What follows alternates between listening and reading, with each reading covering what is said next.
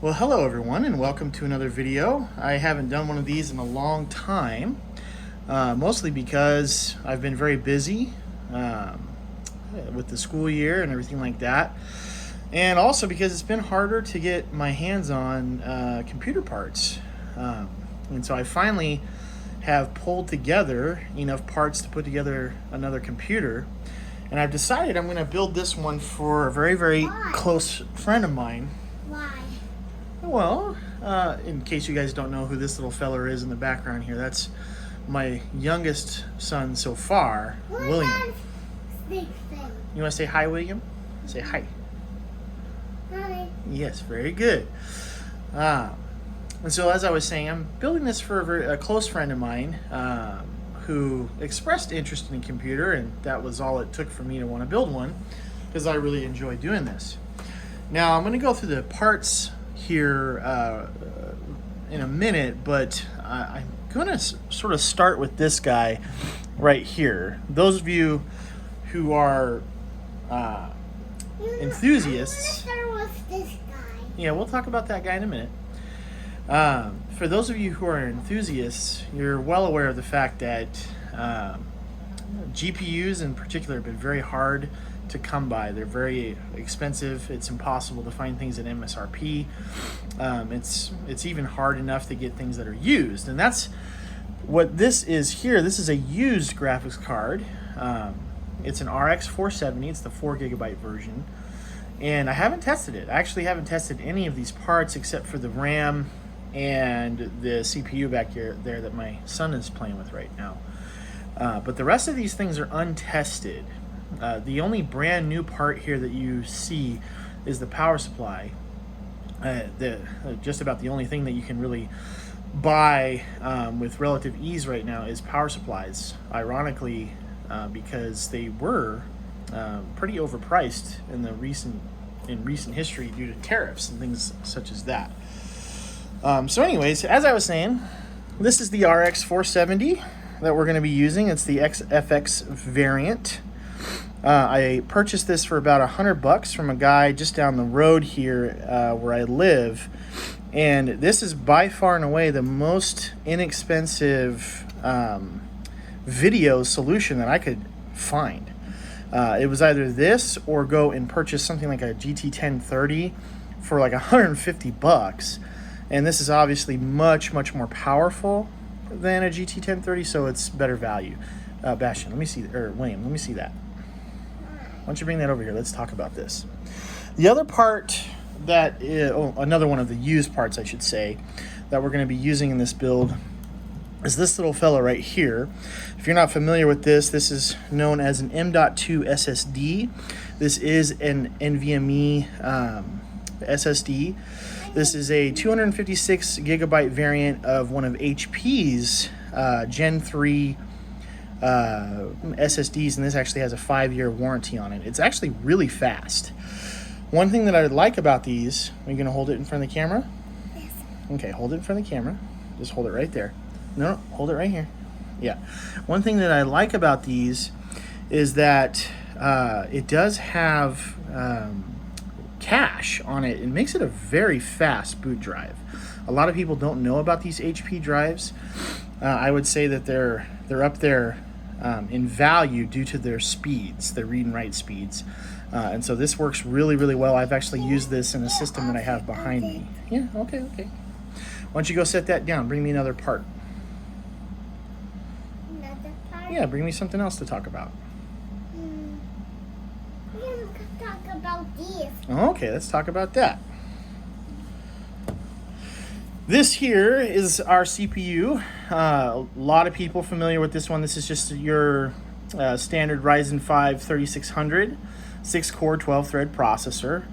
It's become a very well-known and well-used CPU out there in the enthusiast arena, simply because it's very good value for money. Considering its performance. Back, I don't know, just 5 years ago, getting a 6-core, 12-thread processor with decent performance would have cost, upwards of $300. These things come in at a much lower price. These come in for, roughly $200. These come in for roughly $200, but you can get them used for like 160. You know, so they're pretty good value for what they offer. Okay, give me another part, William, to talk about. Yeah. Let's see what we got here. For RAM, we're going to be using this Corsair Vengeance 3200 speed RAM. This is just a 16 gigabyte kit. I was, again, using this in another system that I just have sitting behind me here. I upgraded that to 32 gigs and pulled these out to use in this system. And 16 gigs is still pretty good for what it, you know, for gaming and things like this these days. And it's more than enough for what my buddy's going to use it for, I would say. And this has been pretty good RAM. The XMP profiles have always run really easily. Bring me that power supply. So big. Yeah, it's very big. It's very heavy, huh? Yeah. Okay. Down. So here's our power supply. This is the EVGA 600BQ. This is, as the name implies, a 600 watt bronze rated power supply. And it is semi-modular. I think I picked this up for like $40. So yeah, this is a really good power supply for the price. Something like this would have cost twice as much as what I paid for it just like 6 months ago. So prices do fluctuate with these computer parts. Don't open that yet. We're not ready for that. And so as far as the motherboard goes, this is our B450 done by Gigabyte. This is their Aorus version of the B450. It does not have Wi-Fi. It's not the AC version of their B450 Aorus motherboard. It looks like it's in pretty good shape. I actually purchased this off of eBay, and so as I said, I have no idea if it really works. And so we're going to be setting this up outside of an enclosure today, just to make sure that everything is functioning. I'm going to plug it into a monitor and see if we can get into the BIOS. And so we're gonna put this thing together here in just a few minutes. So I'm just hoping and praying that it'll all work together really well. I've had pretty good fortune. I've been blessed in the past with used parts, and so I have a feeling this will be just fine. But of course, we're going to test it before we put anything into an enclosure, just to make sure that everything's working right. Put it back down, please. William, this is what I'm talking about, man. If that breaks, we don't have a hard drive, man. So you need to stop touching that. Put it down. Thank you. Okay. So I'm doing this video with my son here just to get him used to this kind of thing. As you can see, he's a little guy. He's turning 3 in August, and you know, we're working on impulse control and things like that, and I'm just trying to help him become more familiar with handling things that are delicate, just so that he can be a part of this sort of thing more often. So I appreciate your patience, and I will try to maintain my patience as this little guy is helping me out. So anyways, let's go ahead and cut to the build process, and we'll get this thing put together. Okay, so we're going to start assembling this, but before I do, I wanted to talk about one more part that I forgot to mention. This is going to be our CPU cooler. This is a Wraith Prism done by AMD. This basically comes with something like a 2700X or a 3700X. It's a really nice cooler. For what it is. It's actually made by Cooler Master. That's the company that helps AMD out with making stuff like this. And of course it is RGB. Let's do this one. Yeah, we're going to use that in just a second.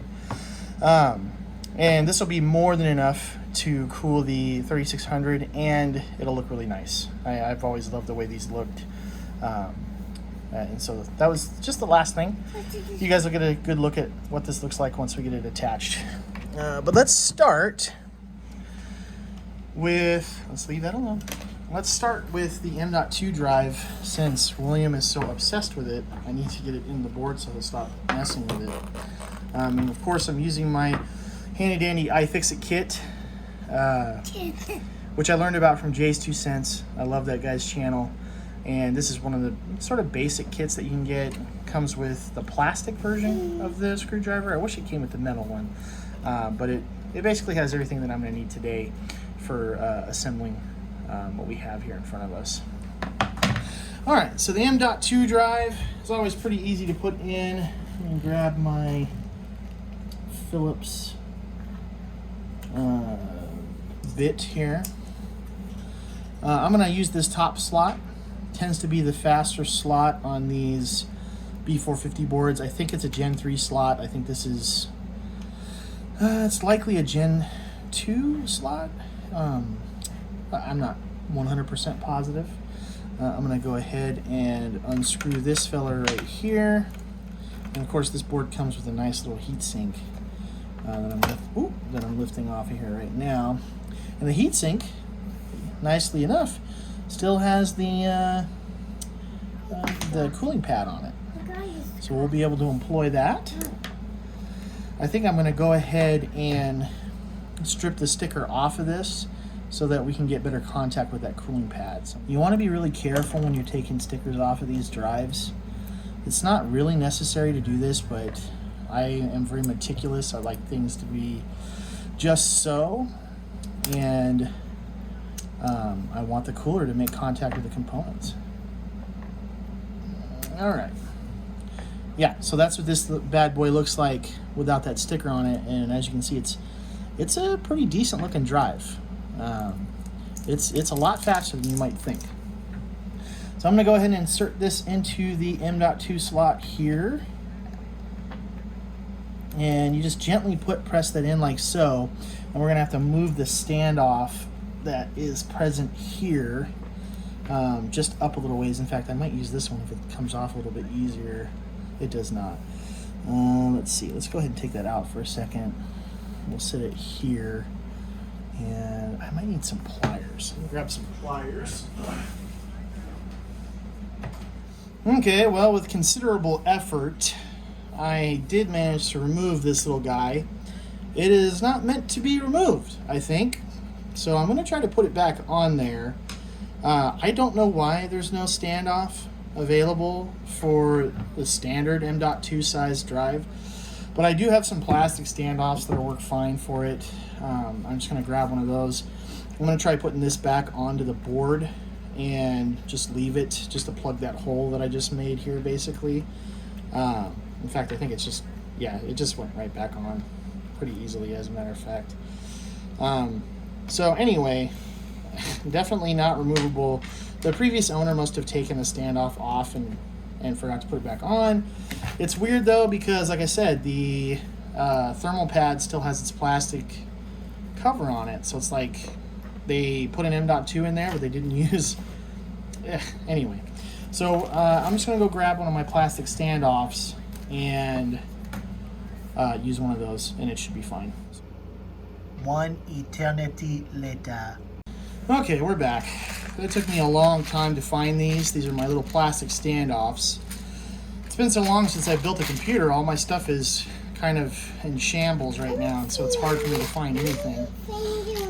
But I'm going to use these to solve our M.2 problem, so I'm going to go ahead and do that now. Okay, so I've got my plastic standoff in right here. I've got this thing super glued back in because it really wasn't supposed to come off of there. A good rule of thumb, folks, if you've never worked with computer hardware before, if you can't twist something, turn something, move something, connect something very easily, you're doing something wrong. And that was a lesson that I simply forgot and had to learn the hard way here. And so I'm leaving this in just so you guys know, like, hey, even if you make a mistake like that, you can still fix it. You can recover. It's just that, you know, it takes time away from the build to have to deal with stuff like that. So yes, I do have a nice little spot now for this thing to sit on top of very snugly. We'll be able to use the heat spreader, which I have somewhere around here. William, did you steal my heat spreader? Yes, you did. Okay. This kid is like a gremlin. He just gets into everything. So yeah, now we can use this heat spreader with the heat pad and stuff. I don't need those. Don't put those on here. So I'm going to go ahead and connect this now. I think I'm just going to let this rest on top of that.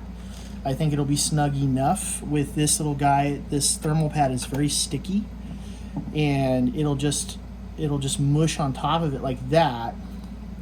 And then this screw here will hold everything down very nicely. So those of you out there, if you lose your M.2 screw or something like that, you don't necessarily have to use your M.2 screw. If you have a heat spreader that has its own connection to the board, you can simply just push down on it, give it some pressure, and then screw it in, which I'm attempting to do right now. And of course, it's very tedious. There we go. And that's not going to go anywhere now. And the M.2 drive will just stay snugly in place there, and that is finally completed. I tell you, M.2 drives do save a lot of time, usually, but if you run into a situation where you don't have the parts you need or the hardware you need, then it becomes a serious pain in the butt. So just so you know, sometimes that convenience can turn into a nightmare, which I have experienced many times with used boards in particular. So just be aware of that. If you're buying a used board, you might be missing something as simple as an M.2 standoff or screw, and that can significantly lengthen the time it's going to take for you to complete your build, believe it or not, if you have to find a solution. And I'm just fortunate enough to have stuff laying around that I can use that happens to work really well. By the way, you can get, hold on, Wayne. You can get a set of like plastic screws and things like this off of Amazon. Like, they're really easy to come by. If you just put in plastic standoff kit or something like that, or nylon standoffs, you'll find things like this. And these have come in very handy because they're just very versatile. You can use them for a lot of things. And what's really cool about them is like say that this is too long. Let's get that in there so you can see. Say the threads are too long, but they fit. Well, you can just very easily snip off a chunk of the threads, and you'll be able to fit it very well. So they're very versatile in that way, and they help out big time in a pinch. And you get to feel a sense of, I don't know, a sense of pride, I guess, in being able to solve a problem without having to go to a hardware store. I think what we'll do now, Mr. William, is we'll put in the CPU. Sound good? Okay, so let's open up our CPU box here. So to put in your CPU, a lot of you probably are familiar with this process, but just in case you're not, with these AM4 motherboards, there's a little tiny metal rod that sticks up here that you just pull up like that. That's in the open position. It's on the fridge. You take your CPU, and we're going to open up those two slots there. I'm going to line up this little notch with the little notch on the RAM DIMM slot, and we're going to snugly push that in until we hear the two clicks on both sides, and then we know it's firmly in place. And we're going to do the other one. We're going to do the same thing with this other DIMM. All right, so let's go ahead and put this into its correct slot. So those are firmly and snugly in place now.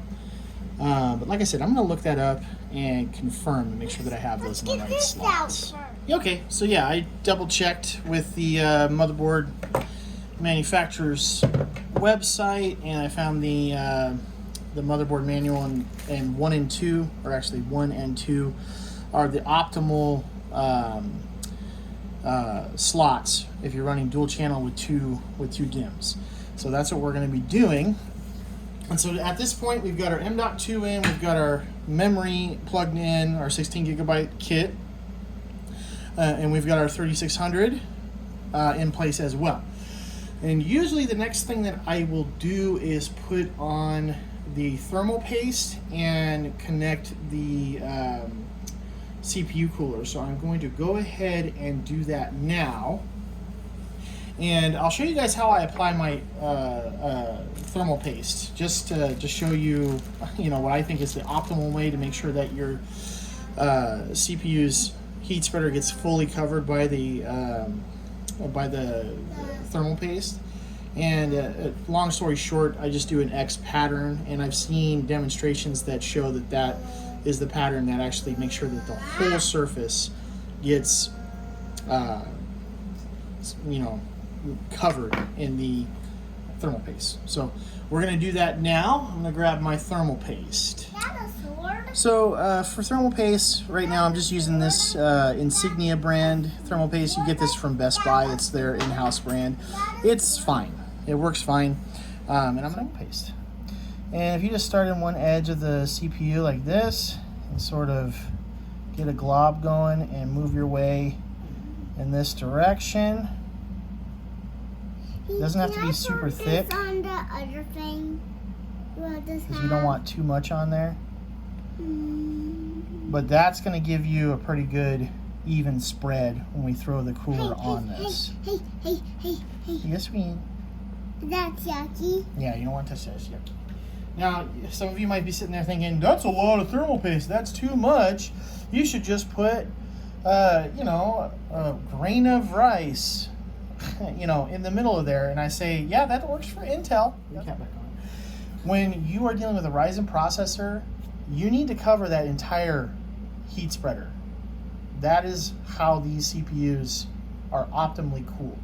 So yeah, next thing we're gonna do is apply this bad boy, but it's a little dirty, so I'm gonna clean it off here and get some of this old CPU paste off of this. Another thing that's convenient about these kinds of coolers is this little hook mechanism that AMD has used for years and years to put heat sinks on their CPUs. Some people find them to be tedious, but for me, I think they're pretty nice. If you're experienced with them, it's not too hard to do. I usually hook it onto the back first, and then I'll bring it over here like so, and hook it onto the front. There we go. But as long as you have some pliers, you can pop it on there pretty easy. And then this fellow here will help you get it nice and snug like so. And that thing is on there now. If you're able to lift it off, you are good to go. And so those are all the main components that are going to go into this board, aside from the actual graphics card. You hungry, Liam? All right, we'll feed you in just a second. Just let me close this out real quick. So yeah, M.2 is in, RAM is in, CPU is in, cooler is on. I'm going to plug the cooler in just around the corner here. We're going to stash this down so it's not hideous. But this is what it's looking like so far. And this is what I like about AMD builds, guys. It's got a nice aesthetic to it when you're using AMD parts. I think it's just really nice looking. So we're getting there. We're going to be testing these parts here real soon. Okay, so I've got everything hooked up now. Got the GPU here. It's feeding a signal to that monitor there. And it looks like everything is plugged in properly. I've got the 24 pin, I've got the 8-pin CPU. I've got 6-pin PCI Express plugged into the card, so it has power. I've got the power supply back here hooked up to this power strip. It's feeding power to the motherboard there. And I'm just going to jump it, which is really easy to do. You just find the negative and positive connector on the motherboard and you bridge it, and it should just turn on. And we'll see if it posts and allows us to go to, well, just a posting screen of any kind. That'll be a good sign that all this stuff is working. So before I do that, I'm gonna do what I normally do here. I usually say a prayer. It doesn't matter how meticulous you are, how good at something that you can get. The God of the universe is the person who makes all of these things function the way that they should, and so I appeal to him for his help, through prayer. And so I'm going to go ahead and do that now. You ready to pray? Okay. Heavenly Father, we thank you for all of these computer components that we're putting together for our friend Jason, and we just hope that all of this stuff works well and that there's no technical issues. We just ask that you please bless this so that it is a very good computer for him. And we ask these things in Jesus' name. Amen? Yeah. All right. Here we go. All right, so far so good. Now we're just waiting for a post. Oh, it did. Hmm. It's green now. Putting new Ryzen components together. Wow, there it is. Awesome. Praise the Lord. And what's really cool about this graphics card, even though it's kind of a less expensive card, it's sort of a budget card, even when it was brand new. Notice it has fan stop. Is it on? And the fans don't spin unless it gets hot. And so right now, there's nothing really loading this up. And I so, need a blanket. you need a blanket. Are you cold? Yeah. Okay. So I'll take you around the board here and let you see all the components as they are on. We'll zoom back out here to one time so you can sort of see this. But that's what the card is going to look like. And that's what the cooler looks like. The board itself, it's kind of hard to see in this light. I'll turn this light up above off so you guys can kind of see. It's got its own RGB features, which looks pretty neat. On the box. So I'm just jam and delete right now. On the watch. There we go. BIOS has been reset. Yeah, that's our drive, at least, is showing. Well, here, let's save and exit. So it seems like everything's working well. So we're gonna need to turn this off now. And of course, what I'm gonna have to do at this point is get the enclosure. So yeah, I'm gonna go ahead and cut to that point where, well, I've decided to kind of cut this video a little bit shorter than I normally would. I didn't show the assembly of this this tower, but I can tell you guys it looks great. I'm gonna go ahead and turn it on. Just a little bit of information about the case, which I do recommend if you're looking for something that looks nice. Comes with RGB fans, fully addressable RGB fans that will plug into your motherboard. As long as you have a 3-pin RGB header on your motherboard, or 2 or whatever. It'll work with whatever motherboard software you have. As far as I know, I actually haven't loaded an operating system on this yet, because the guy that I'm giving this to, he actually likes to use Linux and things like that. So yeah, I just want to let him have the flexibility to choose whatever operating system he wants. But I'm going to go ahead and turn it on. You guys can take a look at it. It's actually not secured to anything back there, but it's being held. There she is. There's that XFX graphics card, and as it loads, it'll go to fan stop mode like that. Cool. It looks great, yeah. You want to say hi, William? Say hi. Hi. So here's what the front looks like. The RGB features are very vibrant in person. The video just doesn't do it any justice. The front panel here is acrylic, but the side panel is tempered glass. It's got room on top for a radiator if you wanted to water cool the CPU or whatever. It's got plenty of room for that. It's got room for 2 more fans. If you wanted to put those in, you can. But I think it came out really well. It's nice and compact. It fits a full it fits a full ATX motherboard pretty well. It was a little bit challenging to build in. I would say, just be aware of the fact that you're going to be working in some cramped spaces. But yeah, it's looking really good. The RGB does have a switch, so if you don't want to hook it to a motherboard, it will allow you to change settings just by touching it.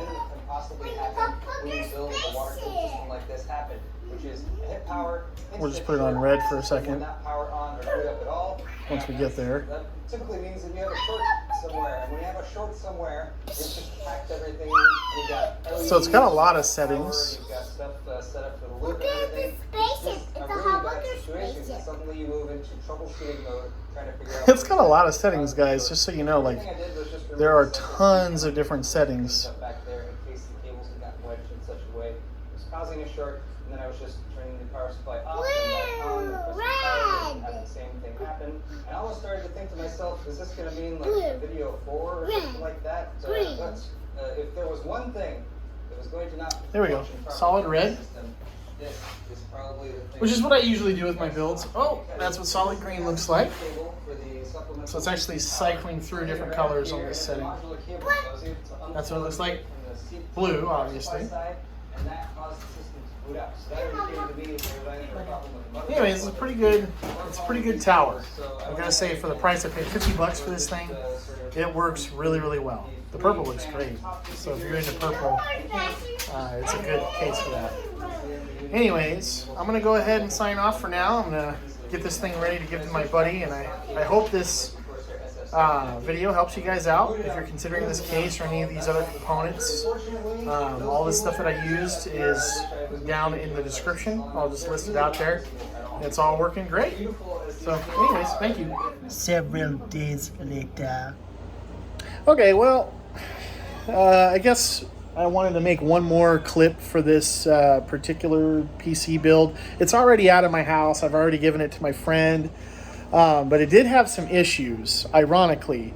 So as you guys know from the introduction, most of the parts for this build were completely like used. And the only 2 new parts in this build were the case, which again, if I haven't said it yet, it's been a few weeks, so I'm going to make sure that I've told you guys what this is. It's the MX410-G RGB from Cougar. It's really good case. No problems there, but the power supply failed within 24 hours. Just stopped working. So I have to RMA that thing. In fact, I still have it sitting here. Here it is. So just beware, guys. Like, it's a nice unit. It's the EVGA 600 BQ, 600 watt, 80 plus bronze. I mean, it sounds like it's going to work good, right? It was semi-modular, very nice, quality seeming power supply, but it just goes to show you that if computer parts don't work, they don't work. Like, they don't necessarily, I mean, it's arguable, but they don't necessarily wear out over time as much as like other mechanical devices out there in the world, because there's no moving parts. There is some degradation when it comes to silicon and things like that, but for the most part, if something works, it works when it comes to computer parts. And power supplies are no different in that respect. If you get it and it fails, it's probably going to fail right away. Most power supplies are going to either stop working, like right out of the box practically, or it's going to take years for you to ever have an issue. Usually it's going to be right away or years. So that's just how it went. I ended up going to Best Buy, getting another power supply. I don't think it was as nice, but I just wanted to get it to my friend as soon as possible. So it is what it is. But other than that, the PC's working great so far for my buddy. I don't have it with me right now, as I said. But I just wanted you guys to know that sometimes, even when you get new parts, they might not work. All the used parts are working flawlessly, though. So if you guys are thinking about building a computer out there right now using used parts, just make sure that you're buying it from somebody you can somewhat trust, and test them out, make sure they're working. And outside of that, don't worry about it. It's as good as new, just as long as it hasn't been physically damaged. Because you're running the same risk when you're buying new stuff, generally speaking. So anyways, that's me signing off. Thanks for watching. Hope this was helpful, and hopefully I'll be building another computer pretty soon.